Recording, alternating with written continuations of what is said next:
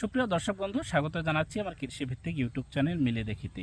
মিলে দেখি আজকের এই পর্বে আমরা আলোচনা করব কিভাবে আমরা আমাদের জমিতে কাঙ্ক্ষিত পাশকাঠি দ্রুত আনতে পারবো এবং পাশকাঠি আনার পাশাপাশি কিভাবে আমাদের ধানের ফলন বৃদ্ধি করতে পারবো সে বিষয় নিয়ে আজকের এই পর্বে আলোচনা করব। সাথে আছি আমি মোহাম্মদ শাহিনুর আলম শুভ, ডিপ্লোমা কৃষিবিদ, ফার্মার ট্রেনার, সম্মানিত বালাই ব্যবস্থাপনা।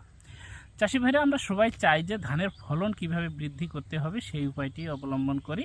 আর এই উপায়টি অবলম্বন করে ইতিমধ্যে আমরা কিন্তু আমাদের ধানের ফলনও বৃদ্ধি করতে পারছি। আগের যে জমিতে এমন মৌসুমে ধান পাইতাম আমরা 8 থেকে 10 মণ, সেই জমিতে এখন 15 থেকে 20 মণ। এখন আমরা আশা করছি যে আমাদের ধানগুলোতে কিভাবে 20 থেকে 25 মণ প্রতি বিঘায় ধান আনা যায়, ফসল ফলানো যায়। তো এটি সম্ভব। এটি হচ্ছে আধুনিক প্রযুক্তি, আধুনিক বীজ ব্যবস্থাপনা এবং আধুনিক সার ব্যবস্থাপনার মাধ্যমে কিন্তু আমরা এই লক্ষ্যে পৌঁছাইতে পারবো। তো এই লক্ষ্যে পৌঁছাতে গেলে আমাদের কিছু কাজ করতে হবে। তার মধ্যে প্রধান যে কাজটি সেটি হচ্ছে নির্দিষ্ট বয়সে ধানের কুশির সংখ্যা বৃদ্ধি করে নেওয়া।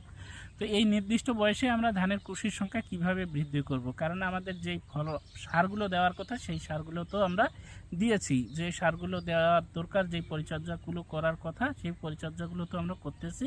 তাহলে আর কি কাজ করব চাষি ভাই? সেই জন্য আপনাকে খুব বেশি কাজ করতে হবে না, 1 থেকে 2টি টেকনিক ফলো করতে হবে আর একটু পরিচর্যাটা বাড়িয়ে দিতে হবে। দেখেন, যেই সময়টি আপনার ধানের জমিতে মূল চারা রোপণের 20 থেকে 25 দিন হয়েছে, এই সময়টিকে বলা হয় বৃদ্ধি পর্যায় বা সর্বোচ্চ কুশি তৈরি হওয়ার পর্যায় বা টিলারিং স্টেজ বলা হয়।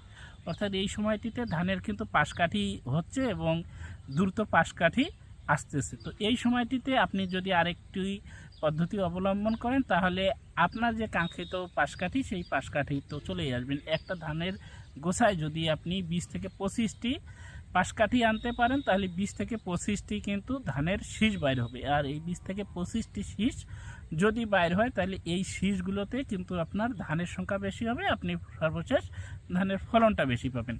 তাহলে আমরা কিভাবে এই পাশকাঠিগুলো আনতে পারবো? তার উপায়টি হচ্ছে, যেই সময় আপনার ধানের চারার বয়স হচ্ছে 15 থেকে 25 দিন, অর্থাৎ মূল জমিতে রোপণের 15 থেকে 25 দিন, সেই সময় আপনি একটি স্প্রের মাধ্যমে কাঙ্ক্ষিত পাশকাঠি আনতে পারবেন আপনার ধান খেতে। সেই জন্য আপনাকে যেই কাজটি করতে হবে তা হচ্ছে একটি স্প্রের মাধ্যমে কিছু খাদ্য যোগ করে দিতে হবে। এই স্প্রেটি আপনি কোন স্প্রে করবেন? এই স্প্রেটিতে আপনি 2টি জিনিস অ্যাড করবেন। একটি হচ্ছে NPKS এবং একটি সিলেটেড জিঙ্ক। NPKS বলতে 4টা নাম। N হচ্ছে নাইট্রোজেন, P হচ্ছে ফসফেট বা TSP, K হচ্ছে পটাশ এবং S হচ্ছে সালফার। এই যে মুখ্য পুষ্টি উপাদানের যে প্রধান 4টি সার, এই সার 4টি স্প্রের মাধ্যমে এখানে ব্যবহারের সুযোগ রয়েছে, স্প্রের মাধ্যমে আমরা ব্যবহার করতে পারি। আর একটি হচ্ছে সিলেটেড জিঙ্ক, অর্থাৎ এই 5টি সারই আবার আমরা 15 থেকে 25 দিন পর কি করতেছি? স্প্রের মাধ্যমে প্রয়োগ করতেছি। এখন আপনার প্রশ্ন হচ্ছে যে আমি তো মাটিতে প্রয়োগ করছি, তাহলে স্প্রের মাধ্যমে কেন প্রয়োগ করতে হবে? দেখেন, যখন আমরা স্প্রের মাধ্যমে প্রয়োগ করি তার প্রথম শর্ত হচ্ছে যে এটি গাছ খুব দ্রুত গ্রহণ করতে পারে এবং এটি অবশ্যই গাছের কাজে লাগবে। আর মাটিতে আমরা যেই সারগুলো দেই এই সারগুলোর অনেকাংশেই সারগুলো এই মৌসুমটাতে নিতে পারে না। তার কারণ হচ্ছে মাটির ব্যবহার ক্ষমতা বলেন, মাটিতে অনেক সার লগ হয়ে থাকা এবং মাটির পিএসের তারতম্যের কারণে আমরা যেই সারগুলো ব্যবহার করি এই সারগুলোর সঠিক ব্যবহারটা হয় না। যার কারণে দেখেন যে একই জমিতে আমরা একই সার দিছি, কোনো জমিতে সারটা ভালো লাগছে আবার কোনো জমিতে সারগুলো লাগে না। তার কারণ হচ্ছে মাটির পিএস এবং মাটির এই পানি থাকার লেভেল, মাটির জৈব পদার্থ লেভেলের কারণে অনেক সময় সারগুলো যথোপযুক্তভাবে লাগে না। এই না লাগার ফলে আমরা যদি ওই একই সার আবার স্প্রে হিসাবে একই বয়সে দিয়ে দেই তাহলে খুব দ্রুত কাজ করবে এবং এই পাশকাঠিগুলো যেই 60 থেকে 65 দিন পরে আসে এই পাশকাঠিগুলো আগাম চলে আসবে। যেমন প্রাথমিক এই পাশকাঠির মধ্যে কিন্তু আবার কয়েকগুলো পাশকাঠি আছে যেই পাশকাঠিগুলোর ধান একেবারেই হয় না, আবার কতগুলো পাশকাঠির ধান খুব ভালো হয়, কতগুলো পাশকাঠির ধান মাঝারি আকার হয়। তো আমরা বলতেছি যে প্রথম যে পাশকাঠি বা ফার্স্ট, সেকেন্ড, টারসিয়ারি এরকম আছে। টারসিয়ারিটাতে কুশি হলো সেই কুশি আসলে দেখার কুশি, সেই কুশিতে ফলন ভালো আসে না। তো ফার্স্ট টাইমেই যদি আমরা কুশিগুলো আনিয়ে নিতে পারি তাহলেই কিন্তু কেবল আমরা ফলন ভালো পাবো। তো সেজন্য আমরা যদি এই সময়টিতে স্প্রে করি তাহলে কিন্তু প্রথম পর্যায়ে কুশিগুলো চলে আসবে। সেজন্য আমাদের ফার্স্ট কুশিগুলো প্রয়োজন আছে। এখন আমরা জানি যে NPKS কেন আমরা ব্যবহার করলাম। এই এনপিকেএসে কিন্তু কি থাকলো, নাইট্রোজেন অর্থাৎ ইউরিয়া থাকলো, পি অর্থাৎ ফসফেট বা টিএসপি যেটা সেটা থাকলো, কে অর্থাৎ পটাশ থাকলো এবং এস সালফার থাকলো। এই 4টি প্রধান সার থাকলো।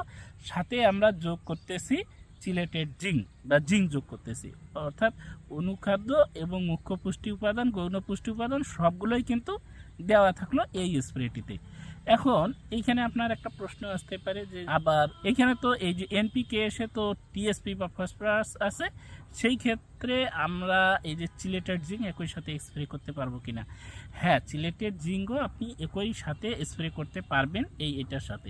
সেই ক্ষেত্রে আপনি চিলেটেড জিঙ্ক নেওয়ার ক্ষেত্রে অবশ্যই, তবে এখানে একটি কথা জেনে রাখা ভালো, সকল ধরনের চিলেটেড জিঙ্ক কিন্তু আপনি এনপিকে এসে ব্যবহার করতে পারবেন না। সেই ক্ষেত্রে আপনাকে যেটি ব্যবহার করতে হবে সেটি হচ্ছে এডিটিএস করা চিলেটেড জিঙ্ক। এডিটিএস বলতে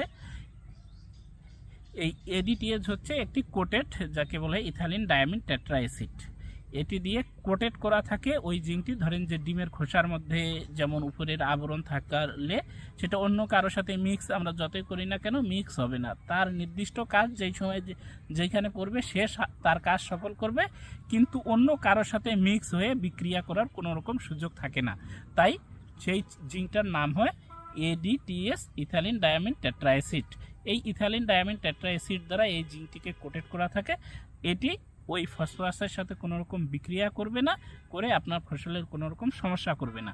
তাই জিঙ্কও আপনি এই এনপিকেএস এর সাথে মিক্স করে স্প্রে করতে পারবেন। এখন আসি এই স্প্রেটি করলে কী লাভটা হচ্ছে। এই স্প্রে যখন আমরা আগাম করতেছি, তো আগাম যখন করতেছি আমাদের ধানের যে কুশিগুলো আসবে সেই কুশিগুলো কিন্তু আগাম আমরা পাবো। আর আগাম এই কুশিগুলোকে বলা হয় ফার্স্ট কুশি এবং সেকেন্ড কুশি। এই ফার্স্ট কুশি এবং সেকেন্ড কুশিগুলোতেই শুধুমাত্র ধানের দানা হবে। আর এই যে থার্ড কুশি, টার্সিয়ারি কুশি, এই কুশিগুলো কিন্তু দেখার কুশি। আর এই কুশিগুলোতে ধান যদিও হয় সেটা তেমন কোনো, এই যে ছড়া যে বলি সেই ছড়াগুলো একটা দুইটা হয়, শীষগুলো ছোট হয়, ফলে কাঙ্ক্ষিত ধান দেখা যায় জমিতে, কিন্তু কাঙ্ক্ষিত ওজন আমরা পাই না, ফলনটা আমরা ঠিক সেভাবে পাই না। দেখার সময় আছে কিন্তু ফলনের সময় নাই। তো এই প্রথম পর্যায়ের কুশিগুলো আনার জন্য আমরা যেই কাজটি করব তা হচ্ছে, যেই সময় আমার ধানের চারার বয়স 15 থেকে 25 দিন কিংবা 30 দিন, সেই সময়টিতে আমরা একটা স্প্রে করে দেব। এটি আমরা 15 থেকে 20 দিনের মাথায় করলেও হবে, আবার 25 থেকে 30 দিনের মধ্যেও করলেও হবে। তবে এটি যত আগাম করতে পারি সেটা তত আগাম ভালো এবং খুব তাড়াতাড়ি আমরা কুশিগুলো আনতে পারবো। তো আমরা যদি কুশি আনতে পারি আমরা অবশ্যই ফলন বৃদ্ধি করতে পারবো। আজকের পর্বে এই ছিল কুশি বৃদ্ধির মাধ্যমে ধানের ফলন বৃদ্ধির কৌশল। আজকের মতন এখানেই, দেখা হবে, কথা হবে পরবর্তী নতুন কোনো টপিকে, নতুন কোনো পর্বে। তো